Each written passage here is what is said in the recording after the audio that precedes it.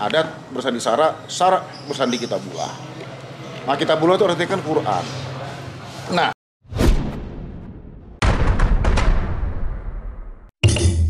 Selamat pagi, Pak. Ogi, Apa kabar? alhamdulillah baik. Nah, sekarang ini kan lagi tahun politik, Pak. Ya. Saya mendapatkan informasi nih dari sahabat saya. Dengar-dengar Bapak Dinal Salim, bakal caleg dari sebuah partai besar di Indonesia. Dan wilayahnya atau dapilnya itu adalah Sumatera Barat. Kenapa sih Bapak nggak mau minta dicalonkan aja di kota lain yang lebih besar gitu loh, Pak? Begini, saya ini orang Sumatera Barat.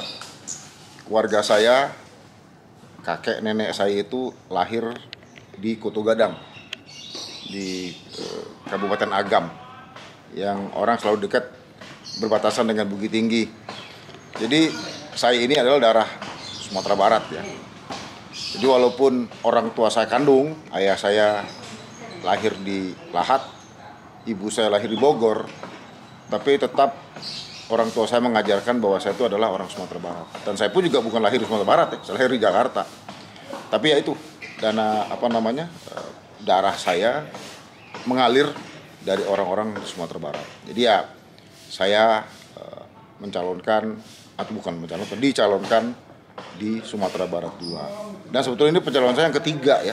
Saya udah pernah menjadi caleg tahun 2009 dan 2014 juga di tempat yang sama. Jadi ya saya sudah lebih mengenal lah gimana area di Sumatera Barat itu, dan ya kita lihat nanti bagaimana.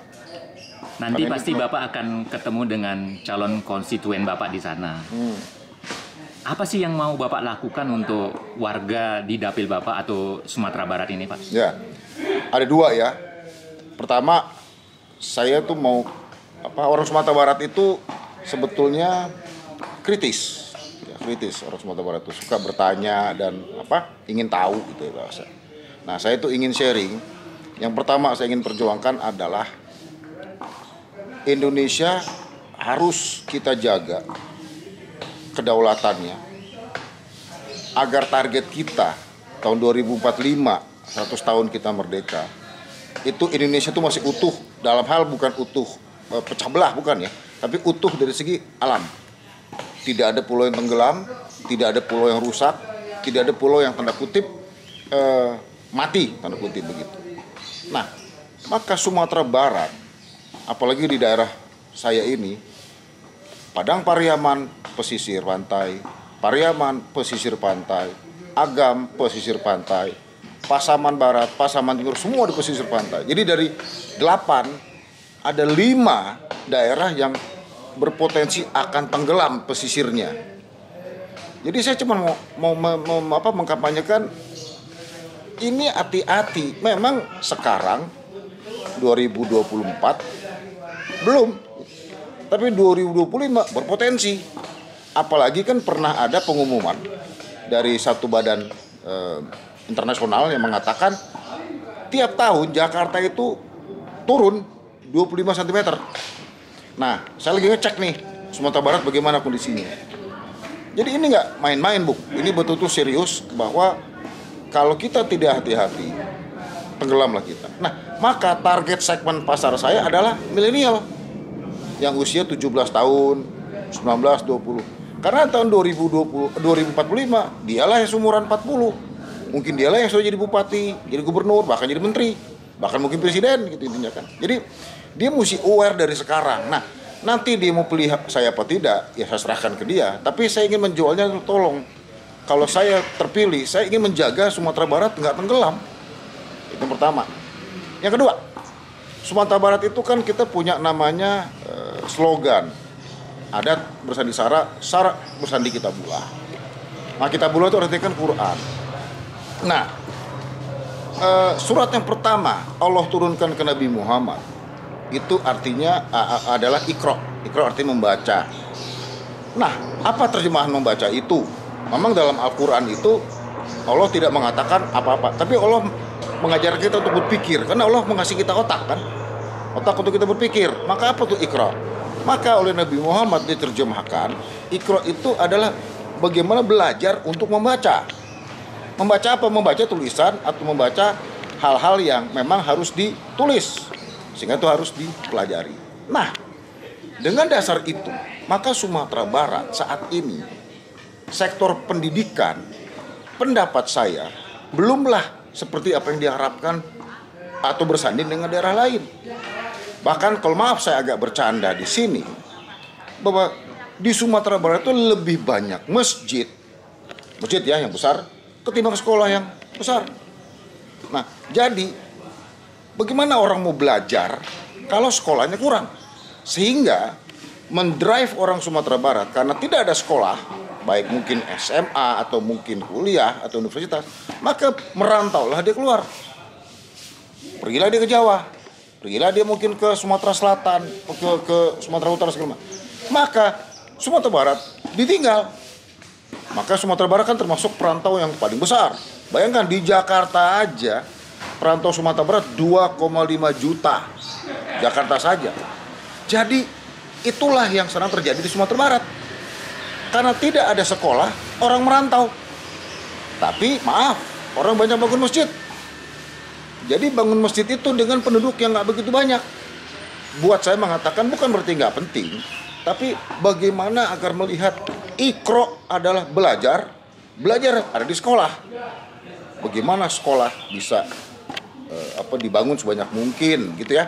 Nah, itu dua yang saya akan perjuangkan. Jadi pertama, Sumatera Barat jangan sampai tenggelam ya 2045. Dan yang kedua, Sumatera Barat tolong sekolah dibangun sebanyak mungkin agar orang nanti belajar di Sumatera Barat tidak perlu lagi merantau.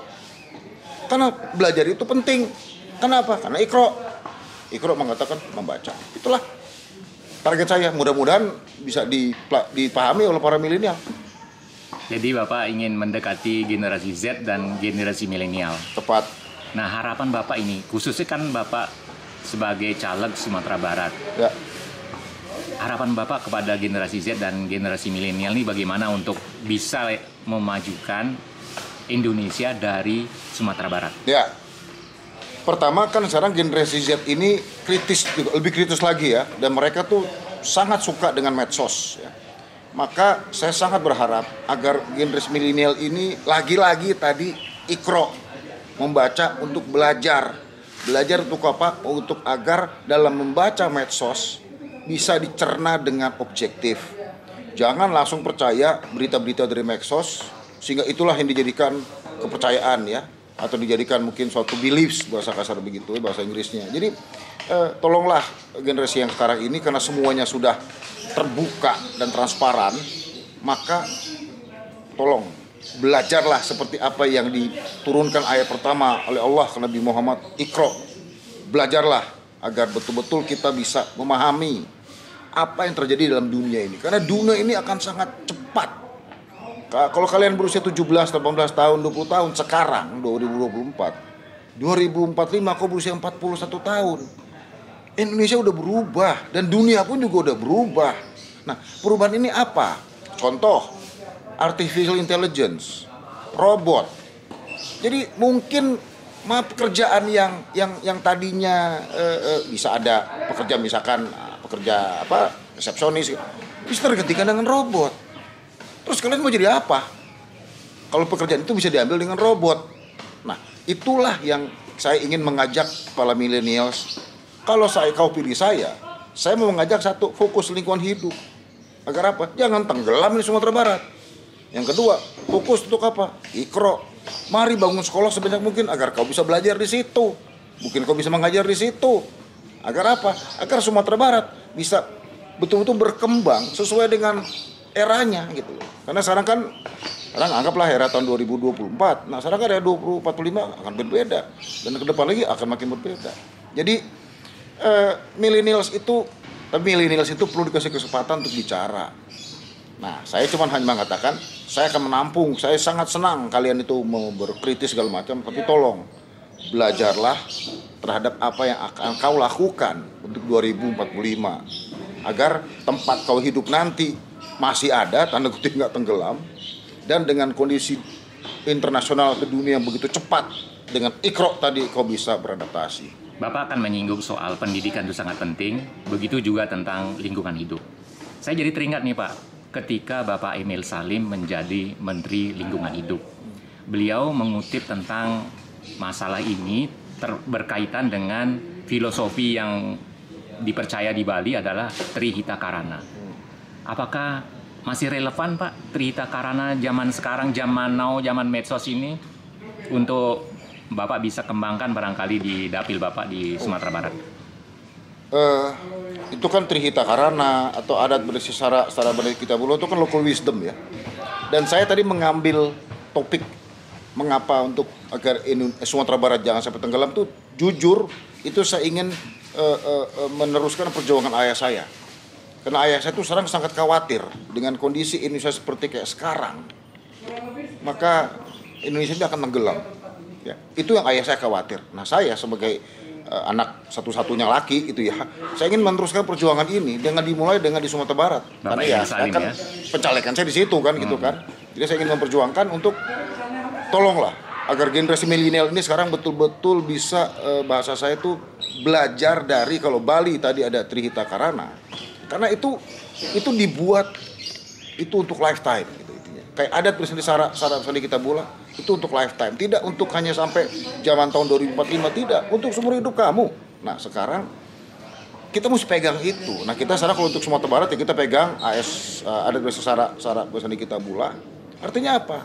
Adat kita ini berpahaman dengan Quran. Nah, Quran ini artinya apa? Kalau kau tidak belajar, tidak membaca, tidak mengerti, bagaimana bisa mengerti Al-Quran? Akibatnya, jangan sampai paham-paham yang aneh muncul. Padahal Al-Quran nggak mengatakan begitu, gitu intinya. Sekarang dengan paham-paham yang tanda kutip tentu baik dan segala macam, maka dengan adat akan menjadi kesinambungan. Adat mengatakan A atau Quran mengatakan A, adat mengatakan B. Ini terus.